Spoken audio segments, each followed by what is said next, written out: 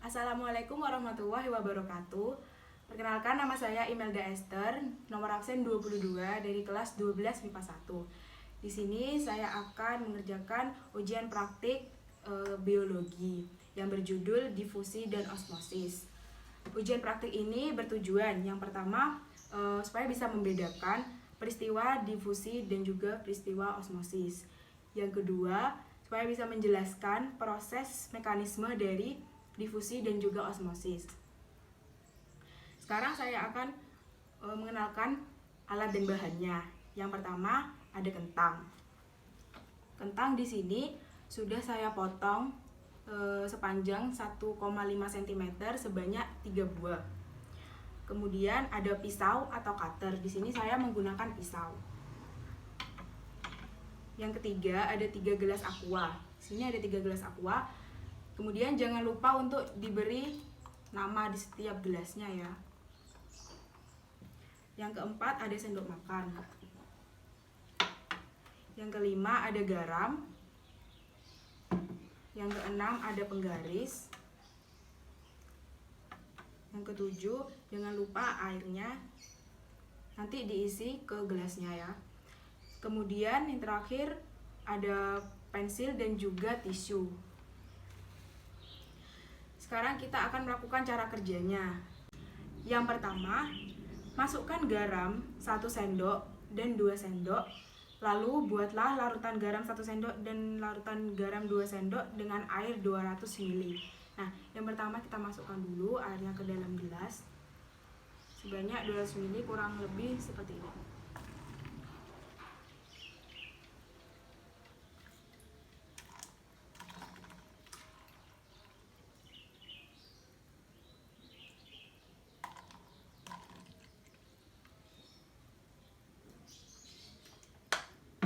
Kemudian kita isi dengan garam sesuai dengan nama tiap gelasnya.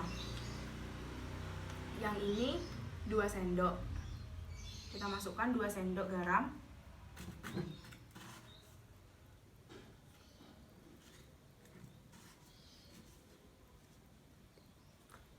Kemudian yang ini 1 sendok. Yang ini 1 sendok garam. Kemudian yang ini air murni. Jangan lupa untuk diaduk juga supaya larut.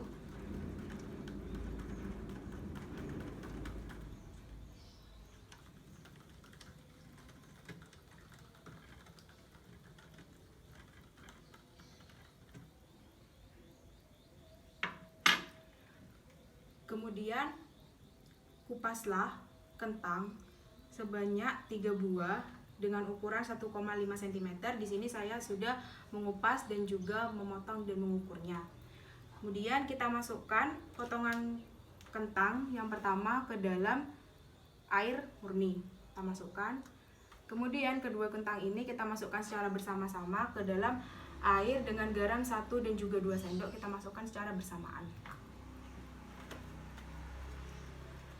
Kemudian kita rendam ketiga kentang tersebut selama kurang lebih 15 menit. Kita tunggu. Nah, setelah 15 menit kita sudah menunggu, langkah selanjutnya yaitu angkatlah kentang dari masing-masing gelas ke tisu. Pada tisu, letakkan pada tisu.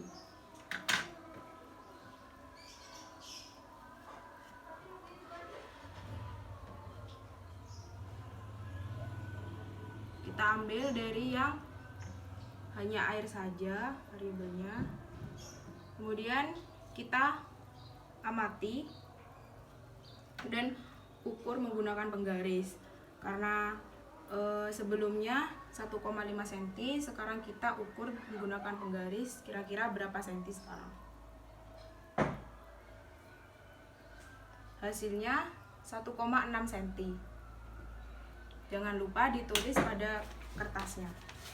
Kita tulis sebelumnya 1,5 cm, sesudahnya 1,6 cm. Kemudian kita ambil kentang pada garam yang 1 sendok. Ini garam 1 sendok kita ambil. Ini garam pertama. Jangan lupa kita ukur ya.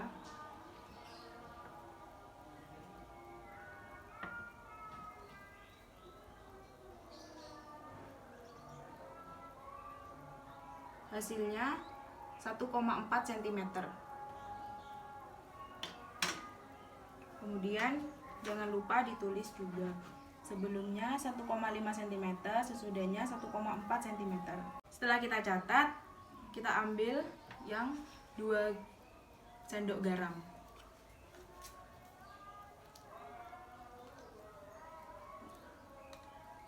Kemudian kita ukur.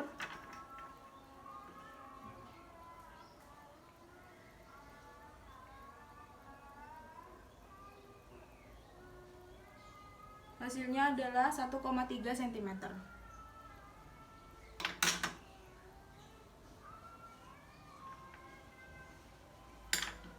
Kita catat.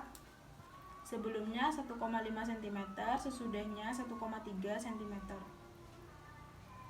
Langkah selanjutnya, raba dengan tangan keadaan permukaan kentang atau teksturnya. Kita raba. Jadi kita raba ini yang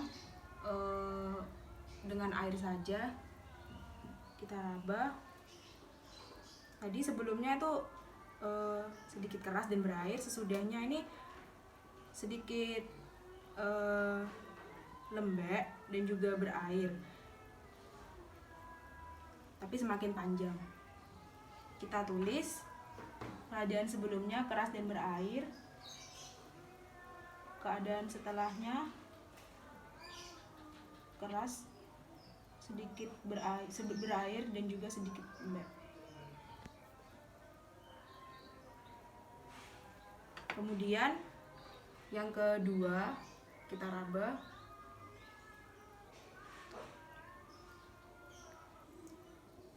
Teksturnya sedikit lembek dan juga berair. Dapat kita lihat adanya keriputan pada kentang. Jadi sedikit lembek, berair, dan juga keriput. Nah, yang terakhir, garam 2 sendok. Ini lebih lembek dari sebelumnya dan juga lebih keriput dari kentang-kentang sebelumnya. Berarti di sini lembek, berair, dan juga keriput.